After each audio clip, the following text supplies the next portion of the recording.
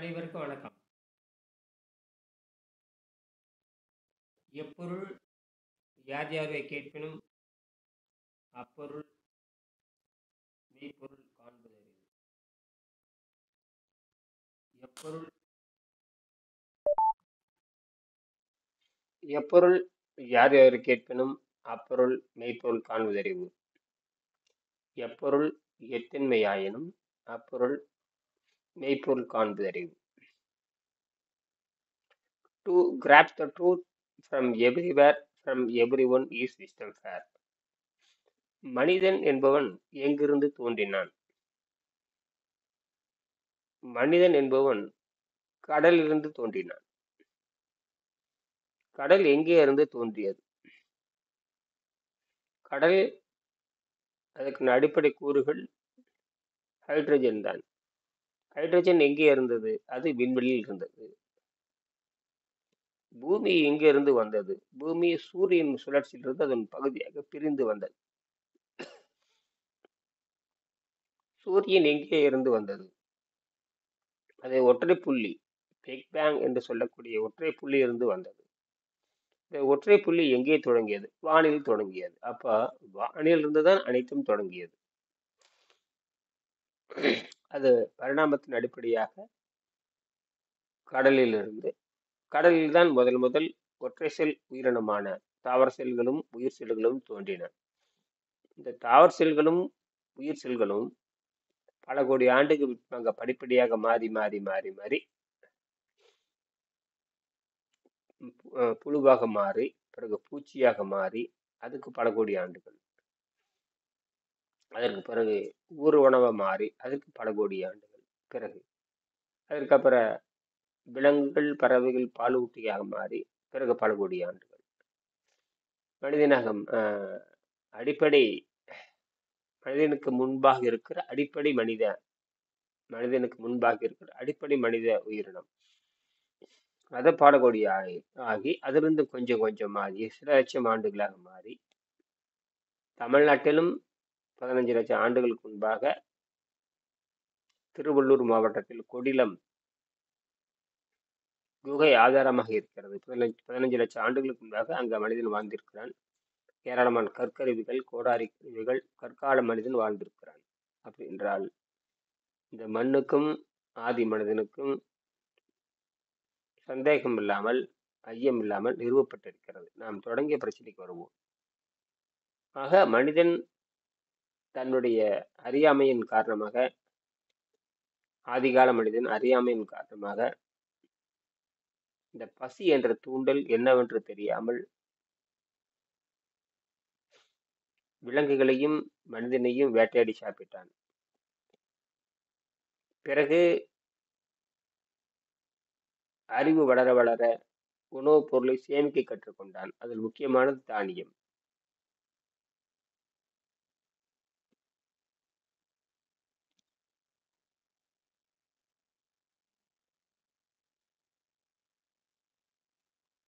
வணக்கம்.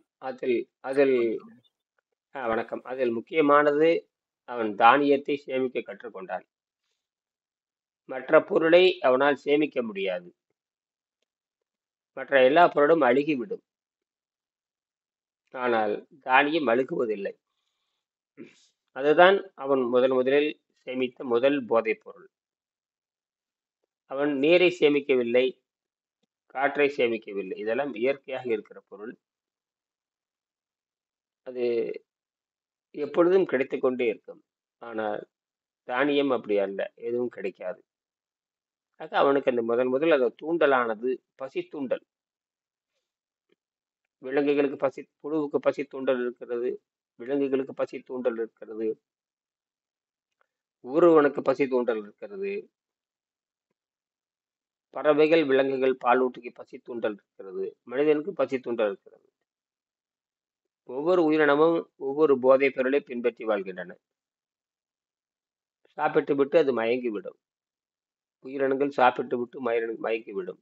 பூச்சி உணவுப் பொருளை சாப்பிட்டு மயங்கி கிடக்கும். தேன் போன்ற ஒவ்வொன்றும் மயக்கத்தில் தான் இருக்கின்றன. ஒவ்வொரு விலங்கும் வேட்டையாடி தின்ற பிறகு மயங்கி கிடக்கும்.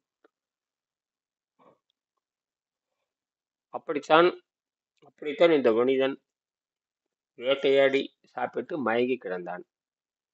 இந்த மயக்கம்தான் அவனுக்கு மரணத்தை உண்டாக்கியது.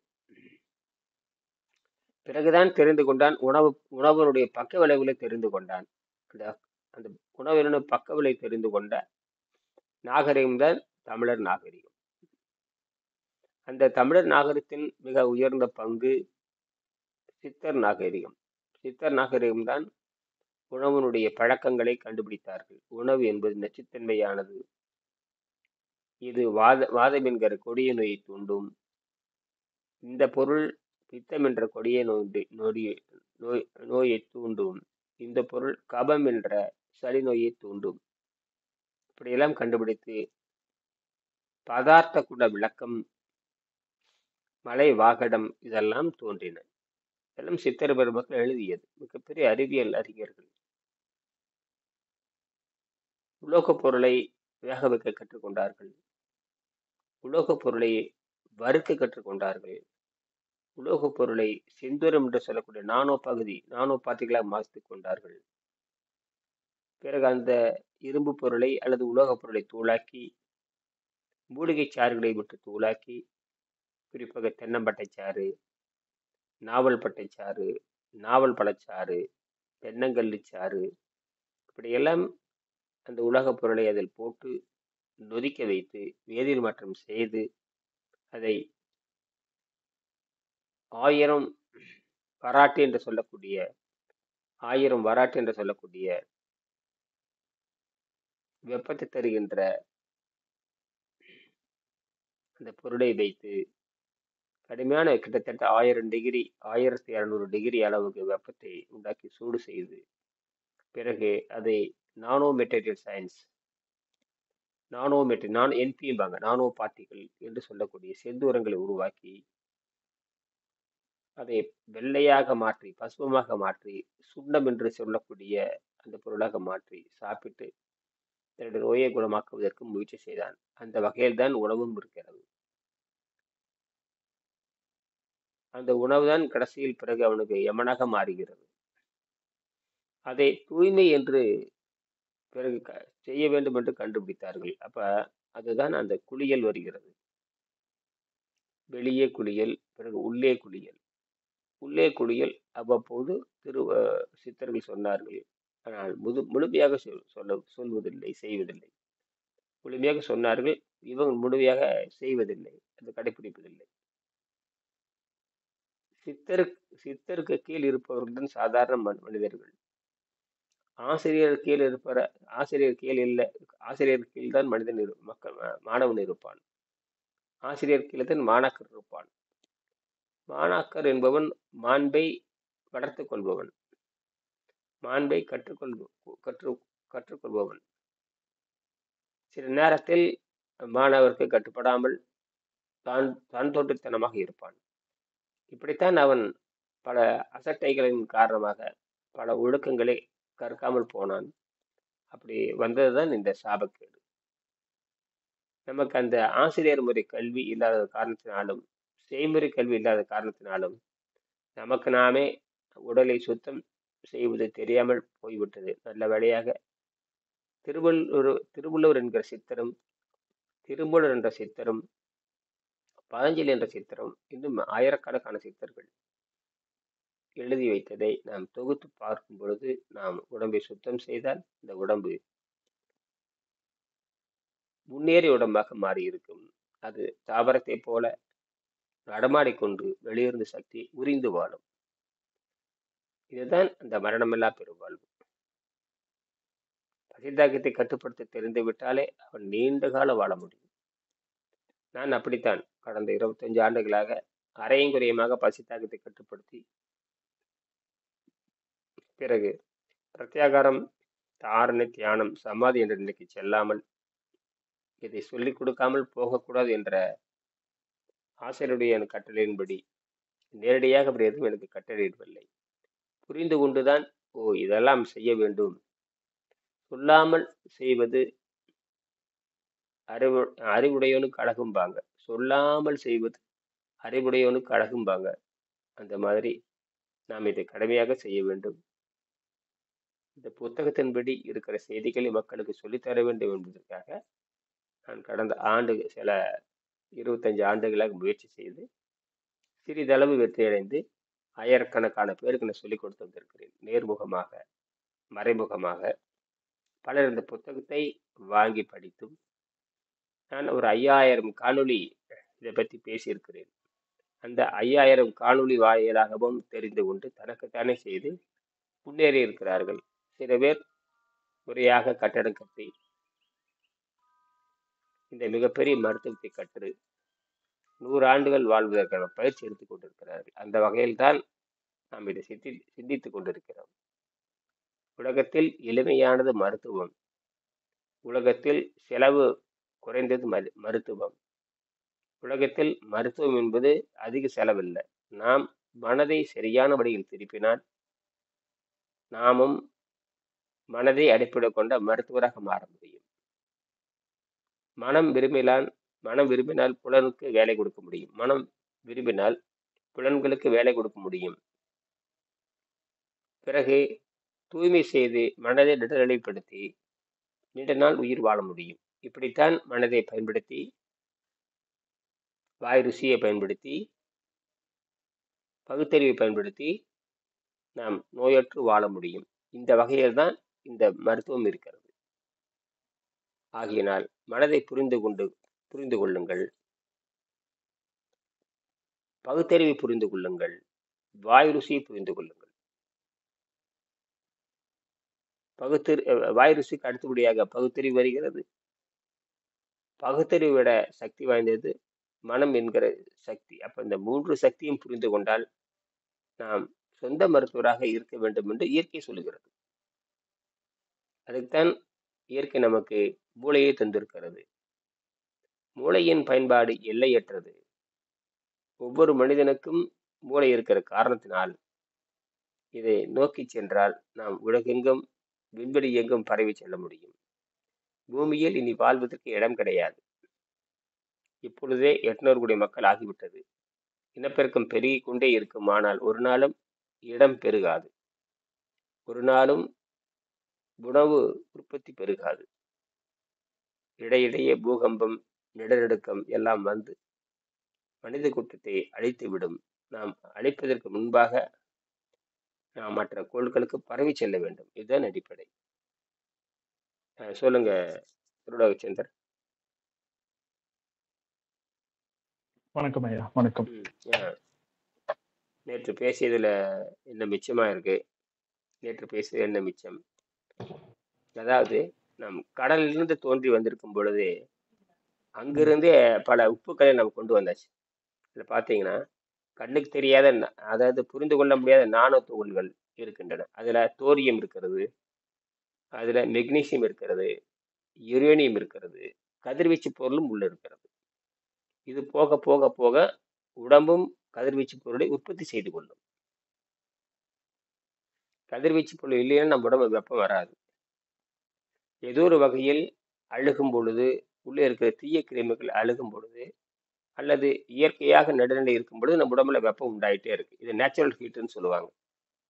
இந்த வெப்பம்தான் மனிதனை காப்பாற்றுகிறது. இந்த வெப்பம் அதிகமாக போனாலும் மரணம், இந்த வெப்பம் குறைவாக போனாலும் மரணம். ஆனால் சில பயிற்சிகள் செய்வதன் மூலமாக நாம் வெப்பத்தை கூட்டவும் முடியும், வெப்பத்தை குறைக்கவும் முடியும். ஆனால் சில கிருமிகள் நாம் சில பழக்கங்களை பின்பற்றுகின்ற பொழுது, உணவு பழக்கத்தை பின்பற்றுகின்ற பொழுது, மனம் விரும்புகின்ற பொழுது, அந்த கழிவுகள் அந்த உணவின் வாயிலாக தேங்கி விடுகின்ற பொழுது உள்ளே இருக்கிற நச்சு கிருமிகள் அதை எடுத்து உயிர் வாழ்ந்து அழுக ஆரம்பித்து விடும். அது இறந்த செல்லாக மாறுகின்ற பொழுது கடுமையான நச்சுத்தன்மை, வெப்பம் உண்டாகி மனித குலத்தை பல்வேறு வகையான நோய்களை உண்டாக்கி அவனை அழிக்க முற்படும். அதை நாம் சுத்தம் செய்கின்ற பொழுது அந்த கிருமிகள் வெளியேற்றப்பட்டு உடம்பு நடுநிலை பெற்றவர்களாக மாறிவிடும். மீண்டும் அந்த வெப்பமானது சராசரி வெப்பநிலைக்கு வந்துவிடும். இதை நாம் புரிந்து கொள்ள வேண்டும். அதனாலதான் எவ்வளவு இந்த வெப்பம் வந்து கொண்டேதான் இருக்கும். ஒவ்வொரு கிருமியும் வெப்பத்தை வெளியிடுகின்றன, ஒவ்வொரு பாக்டீரியாவும் வெப்பத்தை வெளிவிடுகின்றன, ஜடப்பொருளும் வெப்பத்தை வெளிவிடுகின்றன, உயிர் பொருளும் வெப்பத்தை வெளியிடுகின்றன. அப்ப இதெல்லாம் யாருக்கு இந்த சக்தி எங்க இருந்து வந்தது? ஒரு சடப்பொருளும் உயிரற்ற சடப்பொருளானது வெப்பத்தை வெளியிடும் பொழுது உயிர் பொருளான மனிதனும் அதேதான் வெப்பத்தை வெளியிடுகிறான். சடப்பொருள் பேசுவதில்லை, உயிர் பொருள் பேசுகிறது. நம் உடம்புல நைட்ரஜன் இருந்தால் வெறும் நைட்ரஜன் சொல்ல முடியாது, பயோ மெட்டல்னு சொல்லணும். பயோ மெட்டல் உள்ள நம்ம உடம்புல வந்து இரும்பு இருக்குன்னு வச்சுக்கோங்க, பயோ அயன் பார்ட்டிகல்னு சொல்லணும். அப்ப பயோ அயன் பார்ட்டிகல் அது பேசக்கூடியதுன்னு அர்த்தம், அல்லது சிந்திக்கூடியதுன்னு அர்த்தம், அல்லது வளரக்கூடியதுன்னு அர்த்தம். இப்படித்தான் சொல்ல முடியும். வெறும் இரும்புன்னு சொல்றதை விட bio ferrite, bio sodium, bio magnesium, அதனால இவங்க சுருக்கமா பயோ கெமிஸ்ட்ரின்னு சொன்னாங்க. பயோ கெமிஸ்ட்ரி என்ற அர்த்தம் உயிரை அடிப்படையாக கொண்ட வேதிப்பொருள். அதனாலதான் இந்த உயிரை புரிந்து கொள்வது சாதாரண மக்களால் முடியவே முடியாது. உயிரினுடைய பயன்பாடு, செயல்பாடு என்னன்னு பார்க்கணுமே தவிர நுணுகி நுணுகி நுணுகி நுணுகி ஆராய்ச்சி பண்ணிட்டே போனீங்கன்னா கடைசியில பூச்சியம் என்ற நிலைக்கு தான் வரும். இதுதான் உண்மை. பேசல போனீங்க. ஐயா, அப்போ இப்ப நம்ம வந்து இந்த உடம்பு வந்து வெற்றிடத்தால நிறையப்பட்டிருக்கு. அப்ப அந்த ஆட்டம்ஸ் இருக்குது ஃபுல்லா. சோ அப்ப நம்மளுடைய உடம்புக்கும் வெளியேக்கும் பாத்தீங்கன்னா வெளியேயும் ஃபுல்லா வெற்றிடம் தான் இருக்கு, அப்ப வெளியும் ஆட்டம்ஸ் தான் இருக்கு. அப்படின்னா இது இந்த பிரபஞ்சமே பாத்தீங்கன்னா இப்ப பின்னி பிணையப்பட்ட ஆட்டம்ஸ் தான், ஃபுல்லாவே அணுக்கள் தான் எல்லா இடத்துலயும் நிறைஞ்சிருக்கு. நிறைஞ்சிருக்கும் போது அப்போ நம்மளுடைய இதை பிரிச்சு காட்டுறது நம்ம மனம் மட்டும் தான் இதை பிரிச்சு காட்டுது. அதாவது என்ன இது, இது நானு, இது என்னுடையது, இது வந்து நான் இதை சேர்த்து வச்சுக்கணும், இது வந்து நம்மளுடைய மனத்தினால மட்டும்தான் இதுக்கு ஒரு பொருளை தேட, இதுக்கு ஒரு அர்த்தத்தை தேட விரும்புறோம். அதுல வந்து அந்த குறை நிறைய புரிய வைக்கிறது பகுத்தறிவு.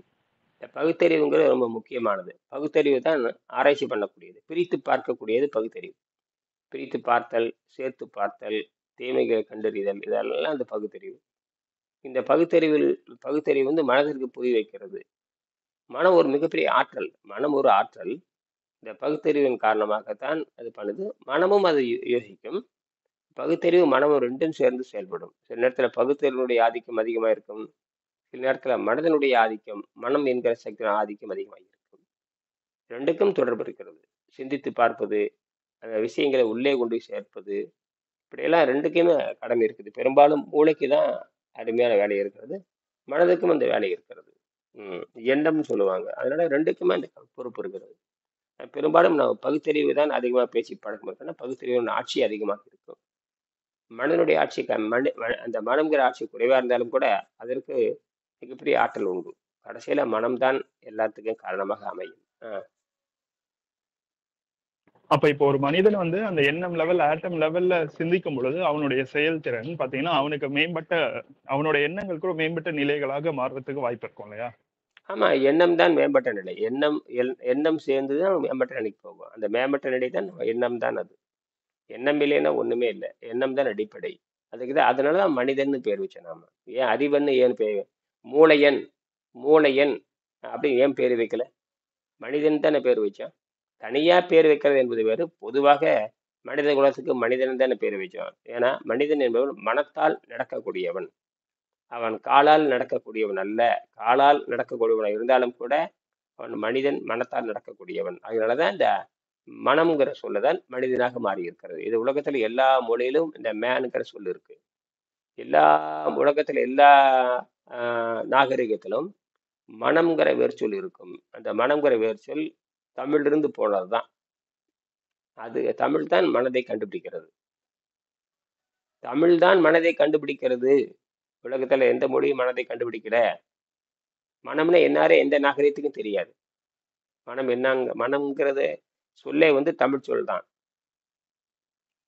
கன்னடத்துல இந்தியாவில் இருக்கிற எல்லா மொழியிலும் மனம்ங்கிற சொல்லு தான் இருக்கும். இந்தியாவில் இருக்கிற எல்லா சொல்லிலும் மனம்ங்கிற சொல்லு சின்ன சின்னதா மாறி இருக்கும். மனம், மனசு, மனுஷிய, இப்படித்தான் இருக்கு. மேனே வந்து மனதிலிருந்து தோன்றியது தான். ஆக மிகப்பெரிய நாகரிகம் இந்த நாகரிகம், இந்த தமிழர் நாகரிகம் தான். தமிழ் நாகரிகம் அல்லது தமிழர் நாகரிகம் எப்படி வேணா சொல்ல, இந்த நாகரிகம் தான் உலகத்திற்கு எல்லா நாகரிகத்துக்கும் அடிப்படை வேர்ச்சொல்லை கொடுத்தது. வேர்ச்சொல்லும்பாங்க, வேர்ச்சொல். அந்த வேர்ச்சொல்லு தான் சல்லி வேராக, கிளை வேராக மாறியும். வேர்ச்சொல்னா மூலச்சொல் அர்த்தம். அந்த மூலச்சொல்லிலிருந்து தான் ஒரு மூலச்சொல்லிருந்து தான் வந்திருக்க முடியும். அதற்கு பிற்பாடுதான் பல்வேறு நாகரிகங்களாக இனக்குழுக்காக அது பிரித்துக் கொள்கிறது. சில சில பேரிலக்கியங்கள் இருக்கும், சில நாகரிகங்கள் கிட்டத்தட்ட இந்தியா உலகத்தில் கிட்டத்தட்ட 30க்கும் மேற்பட்ட நாகரிகங்கள் இருந்திருக்கின்றன. அவையெல்லாம் இலக்கியங்களை படைத்திருக்கின்றன. ஒரு காலத்தில் ஆட்சி செய்தன, ஆனால் அவெல்லாம் அழிந்து விட்டன. இன்னும் இலக்கியங்கள் நிறைய இருக்கு. எத்தோப்பிய நாகரிகம் ஒன்று இருக்குது, என்னன்னு யாருக்கும் தெரியாது. இந்த மாதிரி எத்தனையோ எத்தோப்பியா ஒரு நாடு இருக்கு, அந்த நாட்டோட நாகரிகம் இன்னும் யாருக்குமே தெரியாது. அது பழைய நாகரிகம், அதுவும் பழைய நாகரிகம், ஆனால் அழிந்து விட்டன. இந்த மாதிரி தான் அழியாமல் காப்பாற்றப்படுகிற ஒரே நாகரிகம் தமிழர் நாகரிகம் மட்டும்தான். அதுல மனம்தான் ஆட்சி. சொல்லுங்க.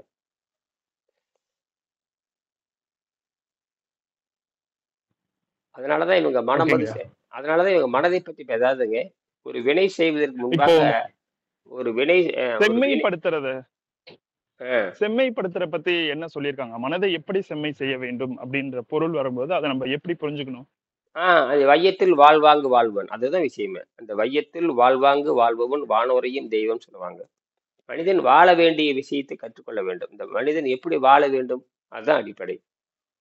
இந்த வாழுதல் தான் வாழுதல், உயிர் வாழ்தல்னு சொல்றோம் இல்லையா, அந்த உயிர் வாழ்தல்னு கண்டுபிடிச்சவனே மனிதன் தானே. அப்ப அது ஒழுங்காக வாழவன்னு சொல்லுவாங்க. அப்ப ஒழுங்காக வாழ்றன்னு சொன்னாவே வையத்தில் வாழ்வாங்கு வாழ்பவன் வானோரையும் தெய்வத்தில் வைக்கப்படும். இதுதான் அடிப்படை. அதான் திருவள்ளுவரோடு அதை தொகுத்து கொடுத்தாரு. ரொம்ப சிம்பிளா சொல்லணும். எப்படி வாழ்வது? தவம் செய்வார் தம் கருவம் செய்வார், அவம் செய்வார் ஆசையில் பட்டு. தவம் செய்து வாழ வேண்டும், அதான் விஷயமே. தவத்தை வந்து மூணா பிரிப்பாங்க. ஒண்ணு உண்டு வாழ்தல், ஒண்ணு வந்து பயிர் செய்து உண்டு வாழ்தல், அப்புறம் பயிர் செய்து வாழ்தல், அப்புறம் வந்து தவம் செய்து வாழ்தல். இப்படித்தான். அந்த தவம் எப்படி செய்வது? உற்ற நோய் தவம் செய்து வாழ வேண்டும் என்று சொன்னாலே பசி தாகத்தை கட்டுப்படுத்தி கொண்டு வாழ வேண்டும் என்று பொருள். வாழ்தல்னாவே பசி தாகத்தை கட்டுப்படுத்தி வாழ்தல் நடத்தும். தின்னுட்டு வாழ்றது கிடையாது. இப்படிதான் அது வருது. அப்ப இந்த வாழ்தல் தான் தொடங்குது. இந்த வாழுகின்ற முறையை கண்டுபிடிச்சவங்களே சித்தர்கள் தான், அறிவாளிகள் தான். சித்தர்கள்னா பேரறிவாளர்கள், அதாவது ஆசிரியர் மாணவன், அவ்வளவுதான். அது இயற்கை தேர்ந்தெடுக்கும். ஏன் அவர்களை தேர்ந்தெடுத்தது தெரியாது, அதே மாதிரி தான். எப்படி தாவரம் வந்தது தெரியாது, அதே மாதிரி தான். அது பரிணாமத்தில் வந்திருக்கும். தென்னை மரத்தை யார் கண்டுபிடிச்சாங்க? இயற்கை கண்டுபிடிச்சது. எல்லாமே இயற்கை கண்டுபிடிச்சது தான். சோ அப்போ செம்மைப்படுத்துறதுனா வளப்படுத்துதல் அர்த்தம். அப்ப வளப்படுத்துதல்னா வாழ்வாங்கு வாழ்தல் அர்த்தம். அப்ப அந்த வாழ் வாழ்வாங்கு வாழ்வது தான் எப்படி அப்படின்ற கேள்வி வரும். அந்த வாழ்வாங்கு வாழ தெரியாதனாலதான் இப்ப என்ன பண்ணிட்டேன்னா போதைப் பொருளுக்கு, அது போதைப் பொருள் இப்போ உள்ளது இல்லை. மனிதன் எப்ப பசிக்கு ஒரு பொருளை சாப்பிட்டானா அது போதைப் பொருளாகத்தான் மாறுச்சு. பசி என்ற தூண்டலுக்கு பசியை தணிக்க தெரியாமல் பசிக்கு இவன் நினைத்த பொருளை போட்டனே தவிர பசிக்கு இதுதான் என்று அவன் போடல. அவன் நினைத்த பொருளை போட்டான். நினைத்த பொருள் போட்டான்னா அது மருந்தாக மாறி அவனுக்கு அந்த என்ன பண்ண தற்காலிக நிவாரணம் கொடுத்தது. என்னது? தற்காலிகமாக நிவாரணத்தை கொடுக்கிறது. அதன் அவ்வளவுதான். காரணமாக அப்போ அந்த காலத்துல எல்லாம் பாத்தீங்கன்னா அந்த வேட்டையாடியாச்சுன்னா அது ஒரு பொழுதுக்கு மட்டும்தான், ஒரு நாளைக்கு மட்டும்தான் அதை வைத்து சாப்பிட முடியும் வேட்டையாடும் பொழுது. ஆமா. அதுக்கப்புறம் வந்து சரி இப்ப மழை காலங்கள் அப்படின்னா வெளியே போக முடியாத ஒரு சூழ்நிலை ஏற்படலாம். ஆபத்து காலங்கள்ல வெளியே போக முடியாத ஒரு சூழ்நிலை ஏற்படலாம். அப்ப சேர்த்து வைத்து என்ன பண்ணணும் அப்படின்னு யோசிக்கும் பொழுது அதுக்கப்புறம் தான் இந்த உணவு வகைகள் வந்து பழம் காய்கறிகளுக்கு போறான். அதுல கெடாம இருக்கிற பொருள் பாத்தீங்கன்னா இந்த விதைகள் மட்டும் கெடாம இருந்தன. அதைத்தான் கண்டுபிடிச்சான். அந்த விதையை திங்கிறப்பதான் வந்தது. விதையை தான் அவன் தின்னு இருக்கணும். விதையை தின்னுதான் அவன் வந்திருக்கான். அந்த விதை தான், அந்த விதையை வந்து சேமிக்கலாம். 1 வருஷத்துக்கு சேமிச்சுக்கலாம், 2 வருஷத்துக்கு சேமிக்கலாம். மற்ற இதெல்லாம் சேமிக்க முடியாது. அதைத்தான் என்ன அது பண்ணிருக்காங்க, கூட வந்து முதல்ல வறுத்து தான் சாப்பிட்டுருப்பான். அதுக்கப்புறம் தான் அதை வேக எப்படி வச்சு பார்க்கலாம், ஆமா ஆமா அவிச்சு சாப்பிடலாம் அப்படின்ற அறிவு கொஞ்சம் கொஞ்சமா அவனுக்கு வருது. மெல்ல மெல்ல மெல்ல நெருப்புன்னு ஒண்ணு வருகின்ற பொழுது அப்புறம் அது வறுத்து நெருப்பான். இப்படித்தான் வந்திருக்கும். இப்படித்தான் கற்பனை பண்ண முடியும். அப்ப விதையிலிருந்து தான் நான் அந்த போதைப் பொருள் வந்து தொடங்குகிறது. எல்லா விதையும் போதைப் பொருளுடையது தான். மயக்கத்தை தரக்கூடியது, எல்லா நோயும் உண்டாக்கக்கூடியது, மயக்கத்தை தரக்கூடியது, கவலைகள் போக்கக்கூடியது. அவனுக்கு தற்காலிகமா அந்த ஒரு கவலை தீரும், அவ்வளவுதான். ஆனா அந்த கவலை தான் நோயாக மாறும். அது வந்து நச்சு பொருள் வந்து கலந்து மாறும். இப்படித்தான் அவன் சேமிக்கிற பழக்கத்தை கற்றுக்கொள்ள முடியும். எல்லா விலங்குகளும் சில பொருள் சேமிக்கிறது இல்லை. சில பறவைகள் சேமிக்கின்றன, எறும்பு சேமிக்கிறது, குருவி சேமிக்கிறது, எல்லாமே சேமிக்குது. சில அதெல்லாம் ஆச்சரியமா இருக்கு. அதெல்லாம் எலி சேமிக்கிறது, எல்லாமே சேமிக்கிறது. ம். சில உயிரினங்கள் வந்து வெளியே சேர்த்து வைக்கும். சில உயிரினங்கள் வந்து உள்ளுக்குள்ள சேர்த்து வச்சுக்கும். இப்போ மாடு, ம், ம், ம். ஒட்டகம், ஆ, ஆ, இந்த ஆ, ஆ. குரங்கு கூட பாத்தீங்கன்னா வாய் இடுக்குல சேமிச்சு வைக்கும். சேமிக்க வச்சுக்கோ. அதேதான் அதேதான் அதேதான். தேக்கி தேக்கி வைக்கும். ம். இதை விட மோசமானது எலி. எலி பார்த்தீங்கன்னா சிறுசா இருக்கேன், அது சேமிச்சு 10 கிலோ 15 கிலோ சேமிச்சு வைக்கும். அடேங்கப்பா, நம்பவே முடியாது. 10 கிலோ எங்க? அது எலியினுடைய அளவே 50 கிராம் 100 கிராம் இருக்கு. ஏன் 5 கிராம் 6 கிராம் அளவுக்குள்ள எலி இருக்கு. அது பார்த்தீங்கன்னா 1 கிலோ பொருள் சேமிக்க வைக்குது. நம்பவே முடியாது. அது அது அது அது வந்து அதுக்கு வந்து அது என்ன ஆயிப்போச்சு, மரபணுவுல அது இவ்வளவுதான், இன்ன அளவுன்னு அதுக்கே தெரியாது. சும்மா அதுல வேலைங்கிறது தேடுவதும் சேர்க்குவதும் தேடுவதும் சேர்த்துவதும் தேடுவதும், அதுக்கே தெரியாது இவ்வளவு சேர்த்து வச்சிருக்கோம்னு அதுக்கே தெரியாது. ஆனா நாம எண்ணி கணக்கு போடுறோம். ஆனா விலங்குகளுக்கு அது தெரியாது. அது பாட்டுக்கு சேமிச்சு சேமிச்சு வச்சுக்கிட்டே இருக்கு. அதுதான் இந்த மரபணுவுல ஊறி போனது. அப்ப இல்ல இந்த மர மனிதன் மேம்பட்டு போகல அப்படின்னா விலங்கு மாதிரி சேமிச்சு வைக்கிற பழக்கம் அவனுக்கு இருந்துகிட்டே தான் இருக்கும். அதான் அதான். இப்ப என்ன ஆகி போச்சுன்னா, சேமிக்கிற பழக்கம் இல்லாத பொழுது யார் சேமிச்சு வைக்கிறானோ அவங்ககிட்ட போய் வாங்கி திங்கிறது, பிச்சை எடுத்து திங்கிறது, அப்படித்தான் தொடங்குறான். அப்ப அவன் ஆனா உற்பத்தி. சேமிப்பு சேமிப்பு நல்லது நம்ம சொல்றோம். ஆனா அதுவே எப்படி தீயாதான் மாறி போகுது பாருங்க. ஆமா, அப்படிதான் தீயதான் மாறுது. இப்ப என்ன ஆகி போச்சுன்னா, அந்த உணவுப் பொருளை சேமிக்கிறது போய் வெறும் காகித பணத்தை சேமிக்கிற தவறான எண்ணத்துக்கு வந்துட்டான். அதுக்கு தான் பண்ட மாற்றுன்னு ஒண்ணு கண்டுபிடிச்சான். இந்த பண்ட மாற்றுங்கிறது தனக்கு தேவையான பொருளை கொடுத்து இன்னொரு பொருளை வாங்குறது. தங்கத்தை கொடுத்து வெள்ளி வாங்குறது, வெள்ளி கொடுத்து தங்கத்தை வாங்குற மாதிரி இவன் இவன் உற்பத்தி பண்ண உணவுப் பொருள், பழத்தை கொடுத்து காயை வாங்குவது, காயை கொடுத்து பழத்தை வாங்குவது, சாராயத்தை கொடுத்து பழங்களை கொடுத்து பனங்கருப்பட்டி வாங்குவது, நெல்லை கொடுத்து கம்பு வாங்குவது, இப்படித்தான் இருந்தது. கடைசியில தவறான வழியில் காகித பணத்தை கண்டுபிடிச்சு அதுக்கு மதிப்பெண் போலியா மதிப்பெண் கொடுத்தான் பாருங்க. அதுல சிக்கிட்டான். அதுக்கு திருட தெரிஞ்சா போதுமானது, திருடி வச்சுக்கலாம். அளவு கடந்து திருடி வச்சிருக்கான். உலகத்துல அதிகமா திருடர்கள் அதிகமா திருடன் 100 ரூபாய் திருடுவான், அரசியல்வாதி 1000 கோடி திருடுவான். அதுதான் இந்தியாவில் இருக்க சாபக்கேடு. இந்தியாவில் இருக்கிற அனைத்து மந்திரிகளும், அனைத்து அரசாங்க அதிகாரிகளும், மந்திரிகளும் அந்த எல்லாமே திருடாதவங்களே கிடையாது. இந்த சமீபத்தில் ஒரு இந்தியாவில் இருக்கிற தலைமை நீதிபதி கிட்டத்தட்ட 40 கோடி ரூபாய் திருடி வச்சிருக்காரு. 40 கோடி மாட்டிக்கிட்டாரு. அவன் அந்தால இன்னும் தண்டிக்க முடியல. சில சட்டங்கள் அவனுக்கு உதவியா இருக்குது. அதாவது அடிப்படை கோட்பாடுகள் தெரியாம இந்த சமூகத்துக்கு வந்தா அது எப்படி ஒரு முரண்பாடான கருத்தை தன்னை நோக்கி வாழ்க்கையில் தேவையில்லாத பிரச்சனைகளையும், அதாவது மனிதன் அடுத்த நிலைக்கு முன்னேறாம தன்னைத்தானே தடுத்து வைத்துக் கொண்டு இந்த சமூகத்தை முன்னேற்றாம ஒரு கேடான விளைவிக்கும் அப்படின்றது இப்ப புரியுது. இப்படித்தாங்க தொடங்குது. இப்படி தொடங்கி போகின்ற பொழுது என்ன ஆகி போட்டுன்னா, உண்மை அந்த எல்லாத்தையும் விட்டு விட்டு மீண்டும் இயற்கைக்கு போகணுங்கிற எண்ணம் தெரியாம போய், அதாவது மீண்டும் இயற்கைக்கு திரும்ப வேண்டும். எது திரும்பணும்? இயற்கையிலிருந்து வந்தோம், திருப்பி இயற்கைக்கு திரும்ப வேண்டும்ங்கிற எண்ணம் இல்லாம போயிடுச்சு. எங்கிருந்து தோன்றினான்? இயற்கையிலிருந்து தோன்றினான். பிறகு எங்க போய் சேர வேண்டும்? இயற்கைக்கு போய் சேர வேண்டும். இது ஒரு நீள்வட்ட பாதை. ஒரு நீள்வட்ட பாதையில போகணும், அவ்வளவுதான். நீள்வட்ட பாதை. சாதாரண வட்டப்பாதை இருக்குது, நீள்வட்ட பாதை. அப்படியே நீண்ட கோடு மாதிரி தெரிஞ்சு வட்டப்பாதை. இப்படித்தான். அப்ப இப்படித்தான் நீங்க போகணும். எப்படி இருந்தாலும் இந்த சூரிய குடும்பத்தை விட்டு நீங்க எங்கேயும் போக முடியாது. சூரிய குடும்பம் ஒரு நாளைக்கு காணாம போயிடும்.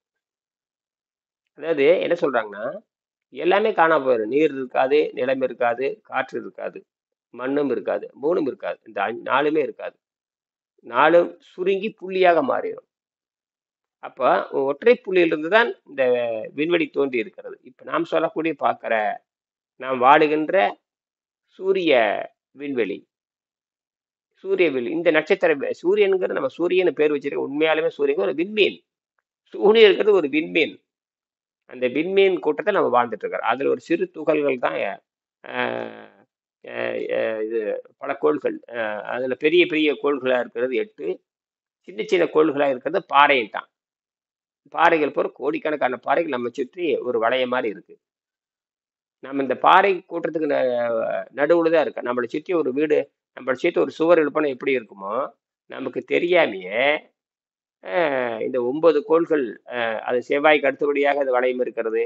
அதற்கப்புறம் இன்னொரு வளையம் இருக்கிறது. இந்த மாதிரி நிறைய வளையங்கள் இருக்கு. கண் கோட்டை மாதிரி.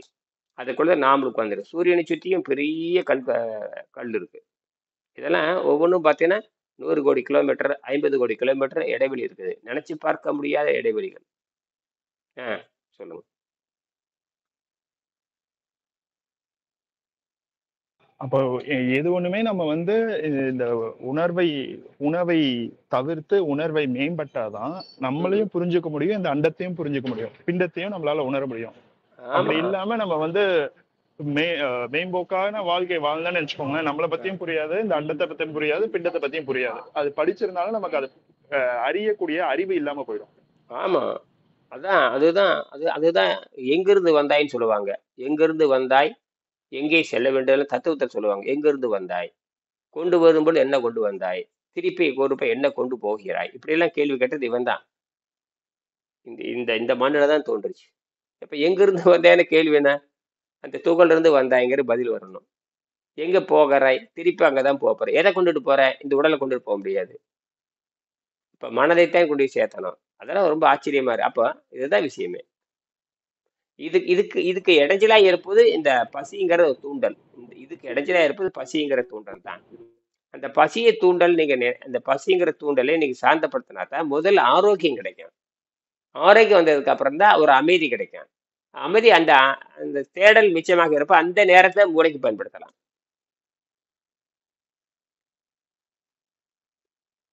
அப்ப இந்த கருத்துக்களை படிச்சாலும் நம்ம வந்து அந்த தேடுதல்ல இருந்தாதான் அது அனுபவமா வரும். இல்லாட்டி வந்து அறிவா மட்டும்தான் இருக்குமே தவிர அனுபவமா மாறாது.